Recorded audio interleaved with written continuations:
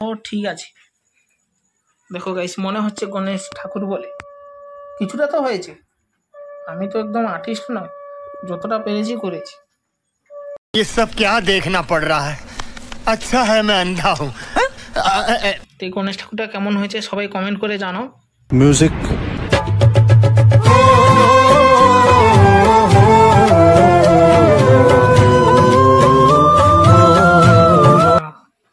হ্যাঁ, এটা সাপের ফনা। আর এই যে দেখো সাপের ন্যাজ, টিং, এটা সাপের ন্যাজ। এই যে সাপের বডি পুরোটা, এত বড় পুরো সাপের বডি। मस्त जोक मारा रे, ये हंस रे हलकट हंस। তো ফাইনালি গাইস দেখতে পাচ্ছ এখানে রুটি হবে আমাদের রাত্রে, যার কারণে এই যে রুটি মাখানো চলছে। আর কতগুলো আটা দেখো, প্রায় 1 কেজির কাছাকাছি আটা এখানে সব মাখানো চলছে। লবণ দেওয়া হয়ে গেছে, জলও দেওয়া হয়েছে, যে আবার আটা দেওয়া হচ্ছে। এরপরে দাবাই চলবে। কতগুলো মানে রুটি হয় সমস্ত সব কিছু দেখাবো। মানে আমাদের রুটি হলে কতগুলো রুটি হয় সমস্ত সব কিছু দেখাবো। তো গাইস আজকে আমি আটাটা মাখাবো।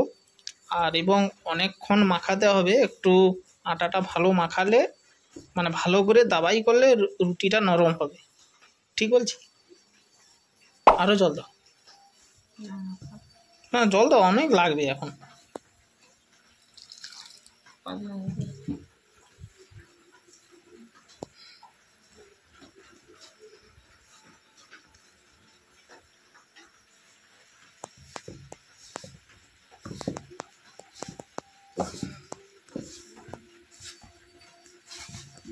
भर के जाएगा जी ये करे आदिला मका মাখানো চলছে দেখো গাইস।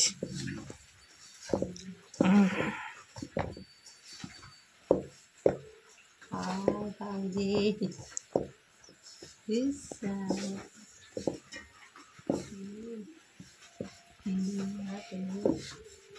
তো এটা পুরোপুরি ভালোভাবে মাখিয়ে ডলা পাকিয়ে তারপরে আমি দেখাচ্ছি যে কত বড় ডলা হয় আর কতগুলো রুটি হয়। তো যাই হোক, ভিডিওটি কন্টিনিউ দেখতে থাকো। দেখো গাইস, অলরেডি এই ডলাটা হয়ে গেছে। আর আমি যে এখানে সাপের মতন কত বড় হয়ে গেছে দেখো। এই যে এটা সাপের ফনা। হ্যাঁ, এটা সাপের ফনা। আর এই যে দেখো সাপের ন্যাজ, টিং,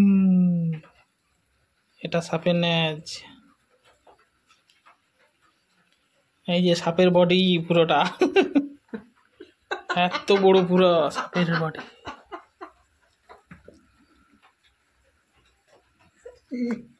সাপের বডি থেকে ন্যাজ খুলে গেছে, মানে এত ওয়েট সাপটার। দেখো পুরো একদম এত বড় বডি, সব সময় খুলে পড়ে যাচ্ছে। মানে এত সাপটা ভার, অ্যানাকোন্ডাটা পুরো। দেখো সাপের ন্যাজ।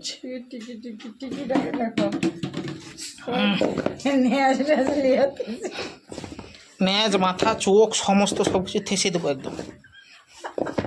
আমি রেগে গেছি আজ।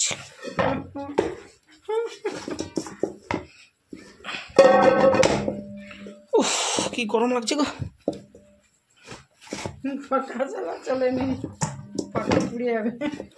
লো ভোল্টেজ হয়ে গেছে আমাদের এখানে।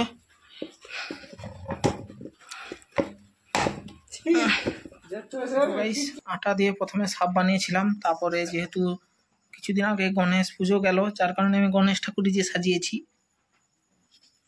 মানে এগুলো তো আটা সব মানে একদম নিচে পড়ে যাচ্ছে, তো যার কারণে ঠিকঠাক করতে পারছি। যতটুকু করেছি তাও ঠিক আছে। দেখো গাইস, মনে হচ্ছে গণেশ ঠাকুর বলে। কিছুটা তো হয়েছে। আমি তো একদম আর্টিস্ট নয়, যতটা পেরেছি করেছি।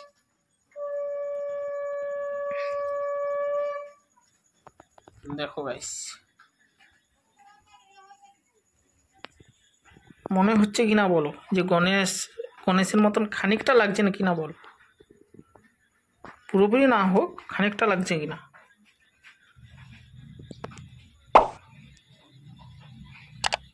তো এই গণেশ ঠাকুরটা কেমন হয়েছে সবাই কমেন্ট করে জানো।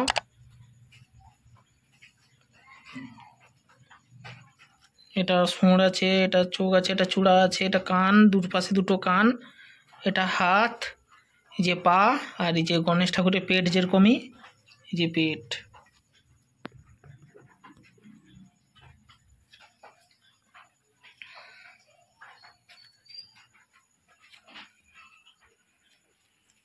তো আমি অলরেডি ডলা দেখিয়েছিলাম যে কত বড় হয়েছিল, আর এখানে কতগুলো লেচি কাটা হয়ে গেছে, কতগুলো লেচি কাটা হয়ে গেছে দেখো, বুঝছি।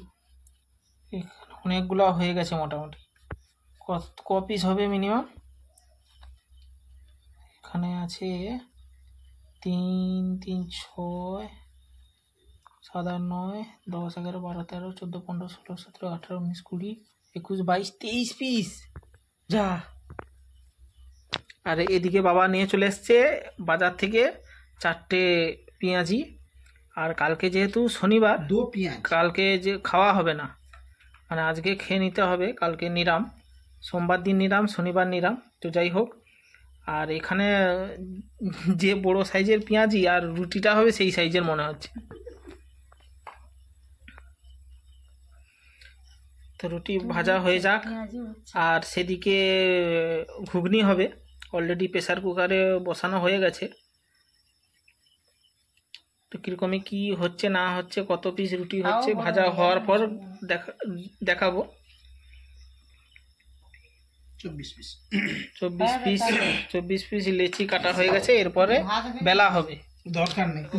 রুটিটা কিরকম গোল হচ্ছে, আর আমি এগুলো পারি না, আমি শুধু এই মানে দাবছি, আর কিছু করতে পারি না। আর রুটি কোনোদিন আমি এরকমই করিনি, আমি একবার ট্রাই করেছিলাম, রুটি লম্বা হয়ে গেছে, গোল আর হয়নি। এটা বাবা করছে, কত সুন্দর, মানে পাতলা এবং গোল হয়, বরাবর বাবা করে এরকমই গোল আর পাতলাও হয়। আমার বাবা দেখো ভাই কত সুন্দর গোল হয়েছে।